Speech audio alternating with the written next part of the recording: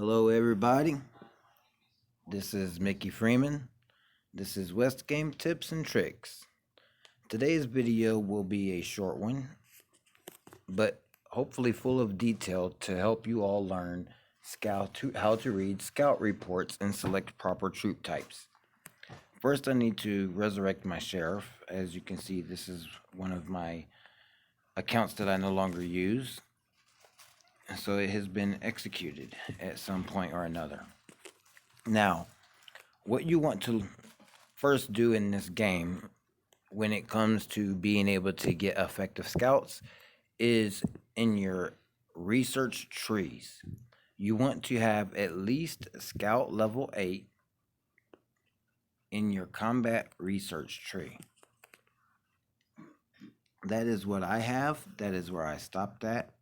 My research for my combats are maxed at level 20. It requires Academy level 21 to get my attacks any higher, or I'm sorry, Academy level 20 to get them higher, and Academy level 19 to get my defenses higher. So you can get your scouting level 8 prior to, I believe, a town center. Ooh, I don't know for certain. Let me see. It doesn't show what level your academy has to be at, and it's been such a long time since I've done it that I don't quite recall. However, at scout level 8, what you get here is the exact number of a target's troops and traps.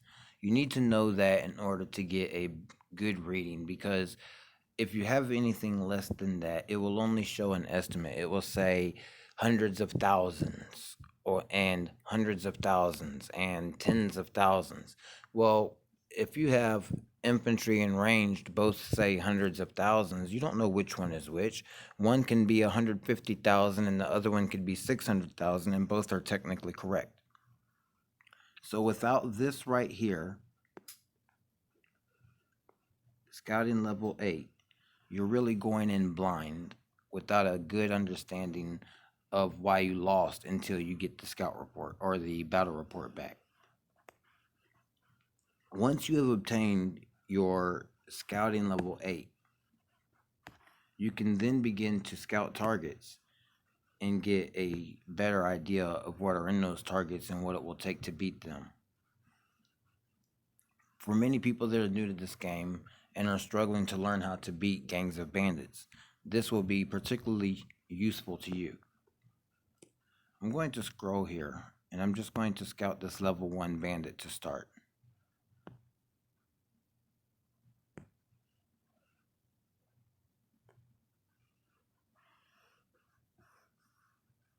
Takes a couple seconds, and I get a mail.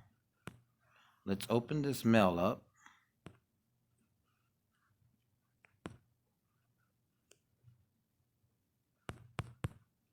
My system seems to be lagging a little. There we go.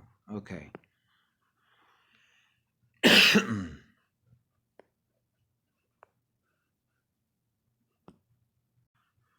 All right. So I have a scout on a level 1 gang of bandits, and it's going to show what kinds of troops are in here. One thing to learn when looking at a scout report is the weapon in the hand. This right here on the left, this guy here is holding a pistol. This guy here is holding a rifle. The pistols are infantry and the rifles are ranged.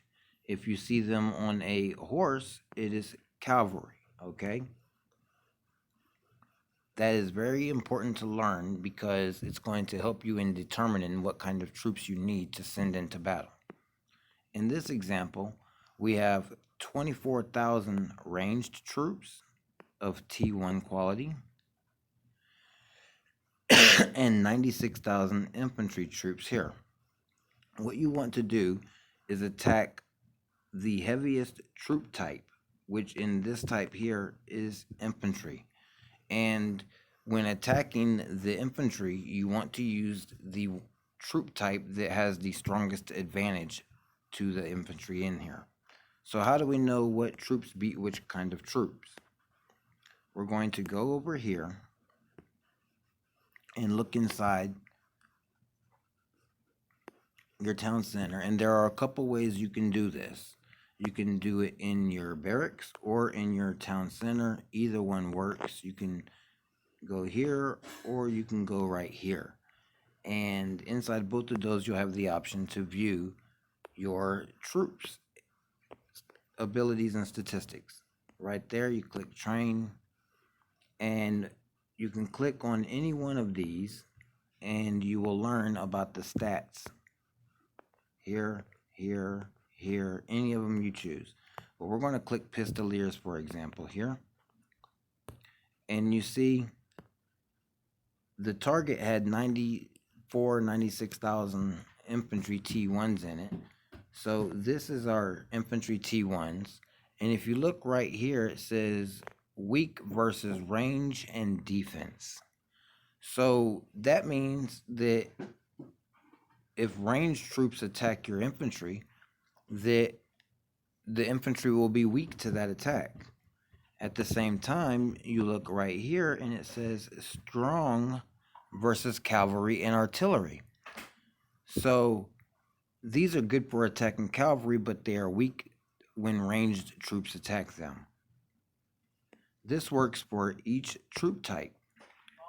If you look at these right here, this is your ranged T1s. We're going to click that, and you see that it is weak versus cavalry. See, ranged is weak versus cavalry, and it applies to all troop tiers. If you go look at gunmen right here, which is T2 infantry, it is weak versus ranged. Okay. If you go look at elite guard right here, this is T3 infantry. It is weak versus range. And even T4 infantry, which are called grenadiers, these right here, you see, is weak versus range. So